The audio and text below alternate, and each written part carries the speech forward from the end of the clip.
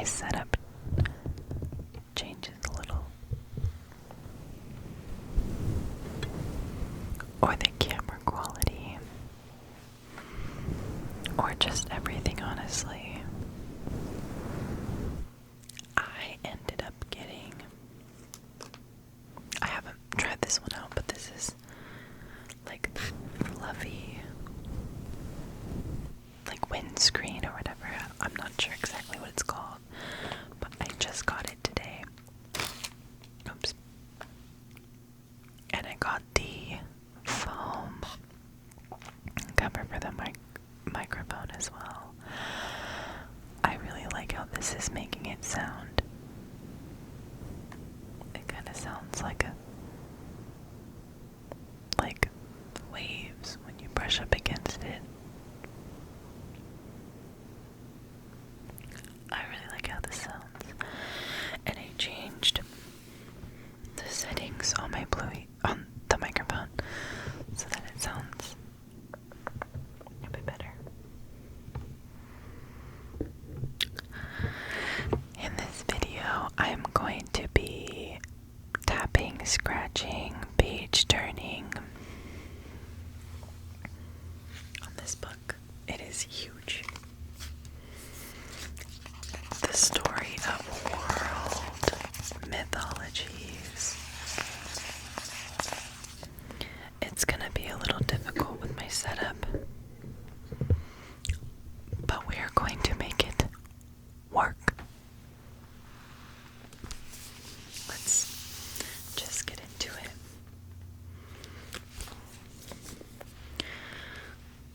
The Story of World Mythologies.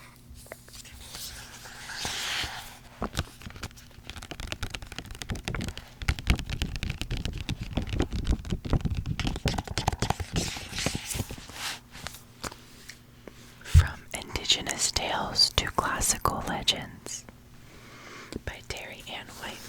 I got this book a while ago at Barnes & Noble's.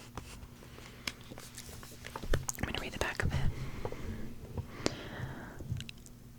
These are the stories that have been told from the dawn of humanity and handed down over millennia to the present day, from the ancient indigenous narratives of the dreaming in Australia to the classical founding tales of some of the greatest empires of Western antiquity.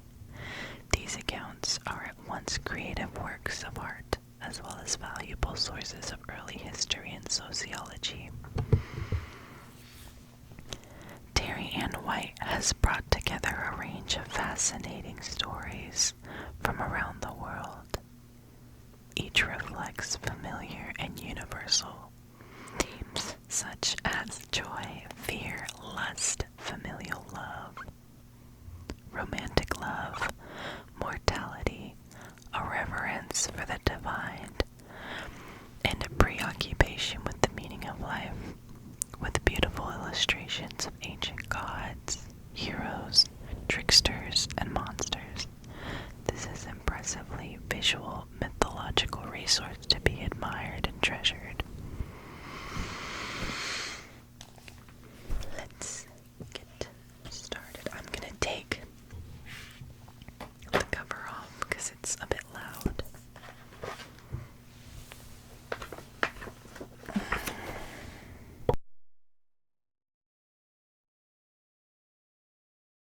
Let's see.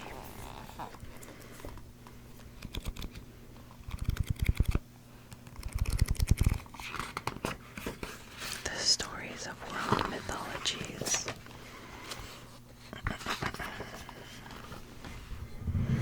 So there's a few different chapters and stuff.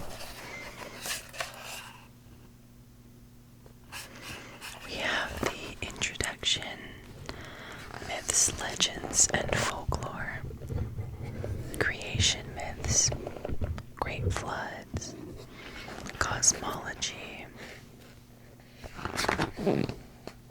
stories of gods and men, legendary heroes and fantastical creatures and events, tricksters, mythological epics, death and the afterlife,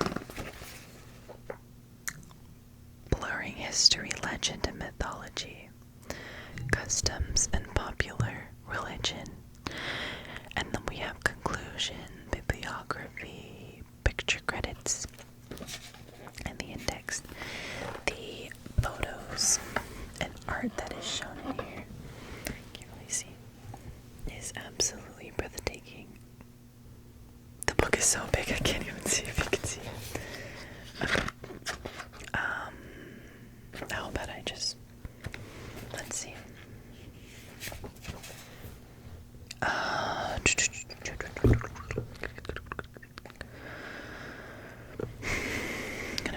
Let's pick a random one.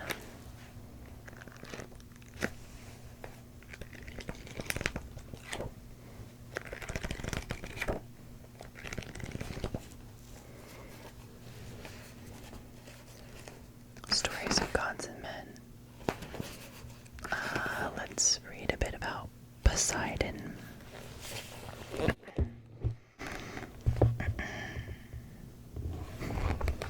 This is so awkward. Okay. Poseidon. Obviously from Greek mythology.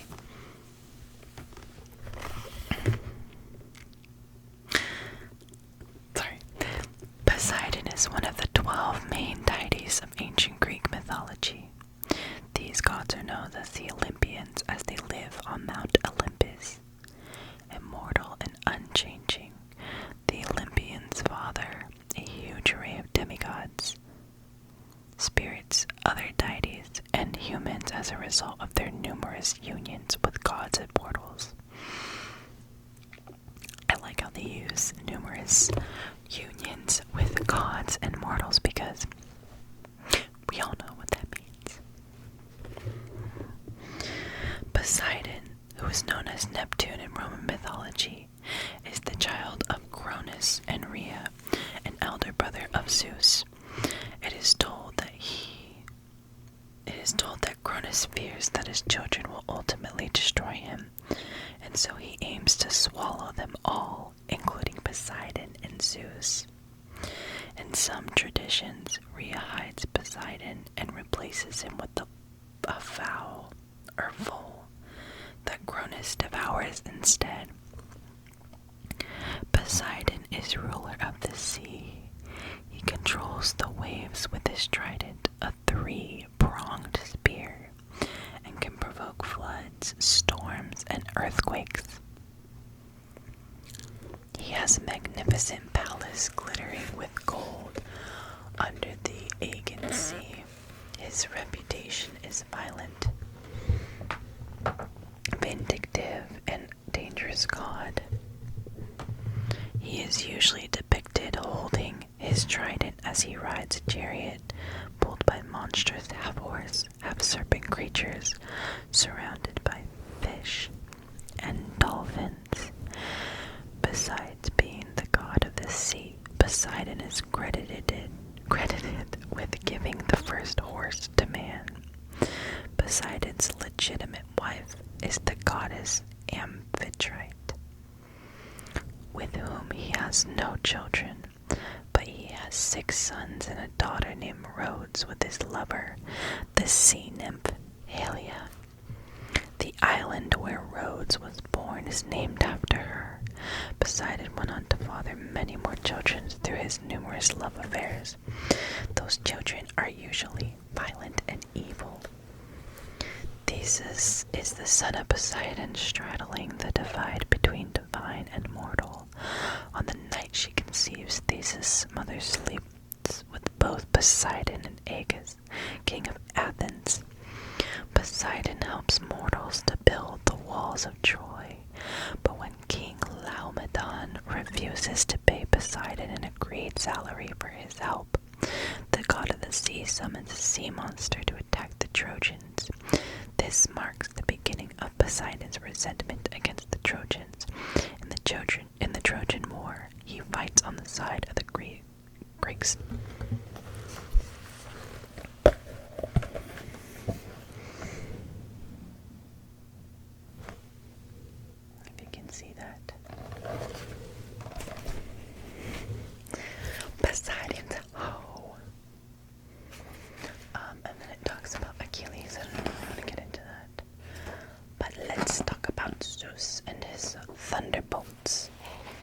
sorry if this video is a mess. I'm recording this on the floor of my room again, as well as just with not a really good setup. I'm recording the video actually on my iPad mini. Props to iPad mini. Okay, let's read about Zeus and his thunderbolts. Zeus is the god of light, the skies, and thunder, and is generally regarded as the greatest god of the Greek pantheon. He is king of men and gods, enthroned in the sky, and linked to the symbol of the eagle. He maintains order and justice in the world. He is also the distributor of good and evil, which are kept in 2 jars at the entrance to his palace. It is Zeus who decides on the proportion of good and evil each mortal will compromise, thus deciding their destiny.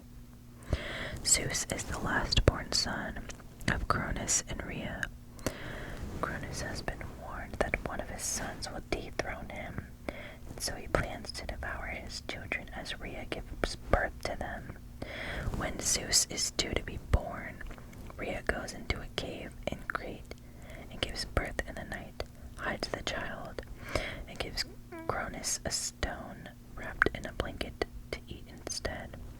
Zeus is saved and goes into hiding. I'm literally going to school to be a teacher and I can't read.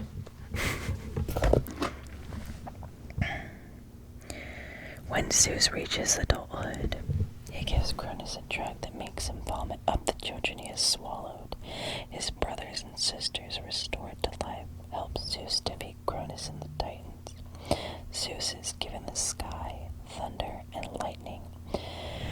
His brother Poseidon is given a trident to control the sea, and Hades is granted invisibility and power over the underworld. I bet that's my boyfriend texting me. Zeus's next battle is against the giants, whom he defeats. The giant Enceladus is buried under the island of Sicily. Even today, when the giant turns over, the whole island shakes. His final battle is against the monster Typhus. Zeus is injured and captured by the monster, but is then rescued by Hermes. Zeus resumes the struggle and finally overwhelms the monster with his thunderbolts. This triple victory ensures that no gods or mortal will ever attempt to fight Zeus again, and he retains his rank of uncontested master.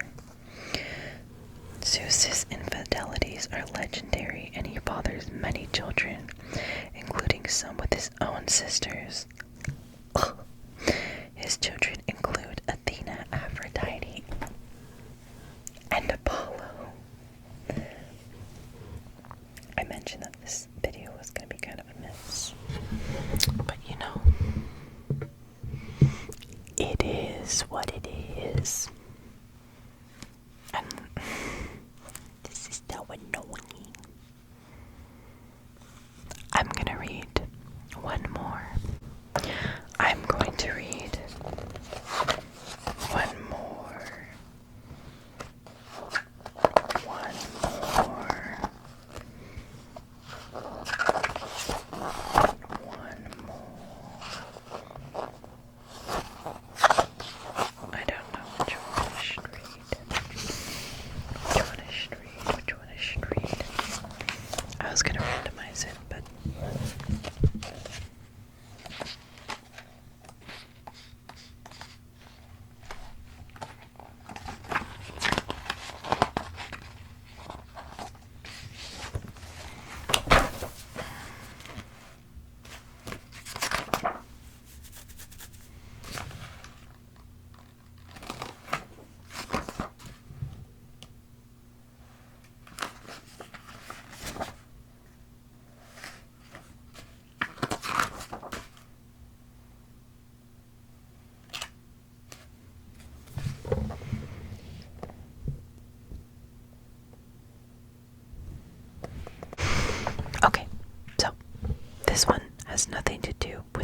just read about Poseidon and Zeus. Well, it does because it has to do with Greece. But this is going to be my last one for now. I might do another one of these videos if I can get it a little cleaner next time for you guys and for me because my butt is falling asleep. Okay, this is the founding of Athens, Greece.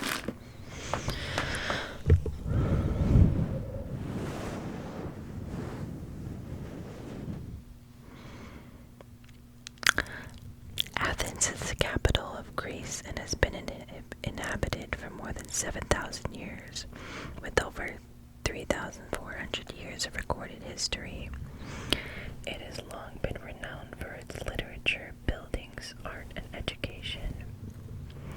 For thousands of years, people have visited Athens from all over the world to live or to trade. The city continues to be referred to as the cradle of Western civilization and the birthplace of democracy. In Greek mythology, the first settlement was built on the rock of Acropolis in 3000 BC. The naming of Athens is settled after a competition between the goddess of wisdom, Athena, and the goddess of the sea. The goddess of wisdom, Athena, and the god of the sea, Poseidon, over who is to be the protector of the city. To decide the issue, Zeus says that the two gods must each make an offering to the city. Athena offers the people an olive tree. Poseidon offers them a spring of seawater by striking a rock with his trident. The people prefer Athena's gift, and so they choose her as their protector, and so the city is named after her. To this day, many of Athena's olive trees can be found in the suburbs of Athens. The Athenians have also dedicated many temples to her, as they should, and still organize festivals to honor her. When official currency was introduced, the coins featured Athena and her sacred bird, the owl, symbol of wisdom. How many licks does it take to get to the center of a Tootsie Pop? According to the legend, the first king of Athens is Cecrops, a man with a human upper body and a serpent or fishtail lower body. It is Cecrops who judges Athena to be the winner of the competition with Poseidon. He is the first of a line of kings who ruled Athens until about the 12th century BC. During the time of these kings, the city grows in power and influence, incorporating the city settlements of Attica, the historical region surrounding Athens.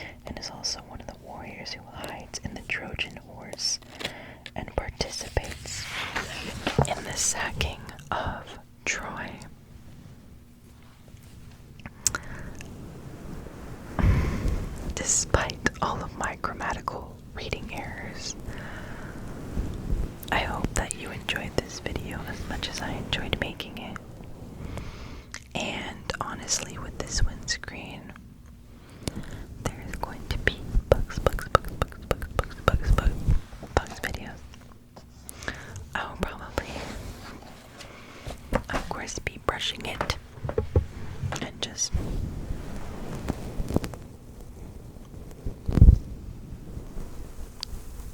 running my fingers through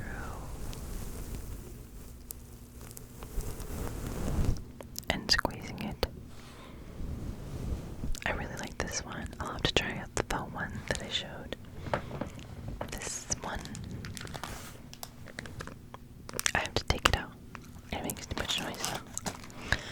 Whatever. I hope whenever you're watching this, you have a really good day or night. I'm seeing Sissa tomorrow. I'm literally so excited. I'm going with my best friend Monette, and we're going to be having such a great time. So, I hope you have a really good night. Thank you for watching. I really appreciate it. I hope you have a good night. And like, comment, subscribe if you want to.